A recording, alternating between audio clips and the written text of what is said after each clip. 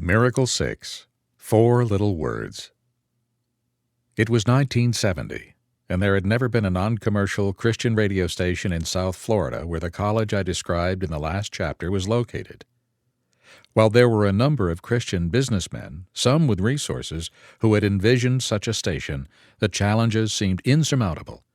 Far beyond the challenge of the millions of dollars being asked for by commercial AM and FM stations, there were no frequencies available on any band with a clear path to the public.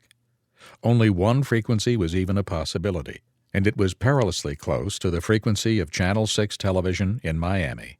The engineering analysis made it clear that broadcasting on that FM channel would create a herringbone pattern on the screen of Channel 6 viewers, not something this multi-million-dollar enterprise would tolerate.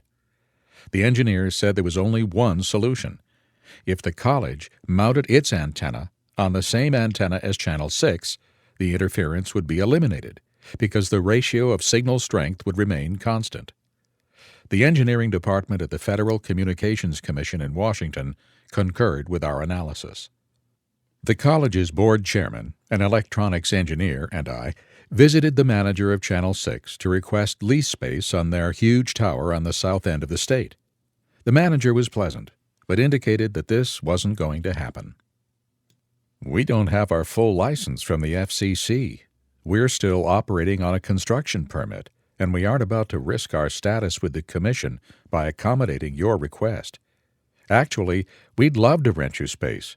We need the money, and our starting price would be at least $1,000 a month."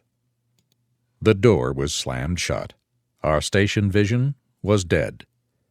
Sitting in my office one day praying about the tower situation, I got the impression in my mind that I was supposed to go directly to the chairman of the board of the company that owned the TV station and ask him for space on the tower at no cost to us, free. Feeling a bit silly making such a request, I nonetheless wrote the letter. I got a cordial letter back indicating that my request was not an option.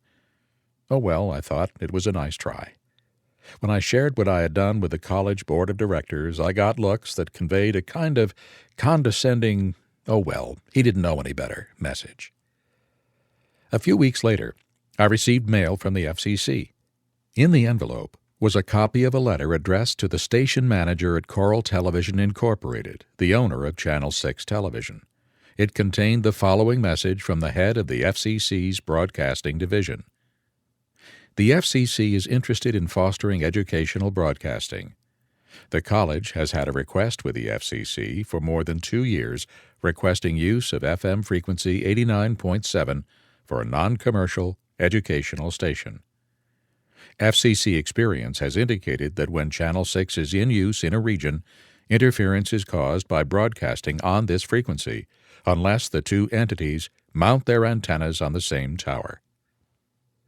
The letter concluded with the following sentence. "In light of the above, the FCC requests that you cooperate with the request of the college as they have proposed." Emphasis added. Channel 6 officials were in a pickle. They were still operating on a construction permit and didn't want to make waves with the FCC. They clearly were being asked to enable our college FM antenna to be mounted on their 1,000-foot-high antenna, the highest permitted by law. They were being asked to accommodate us as they have proposed.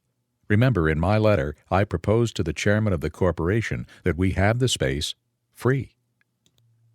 After running the letter among the corporate officials and their attorney practicing before the FCC, the Channel 6 station manager called my board chairman and me to come to his office. When we walked in, he said, "I don't know how you did this, but I admire your spunk.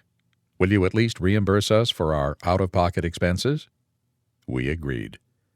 We launched our 100,000-watt station from an antenna mounted on the 1,000-foot Channel 6 tower at a cost of $75 a month because of 4 little words, included in an admittedly silly letter of request, which came out of a time of prayer for a solution. The words were, "as they have proposed." Sounds a bit miraculous to me.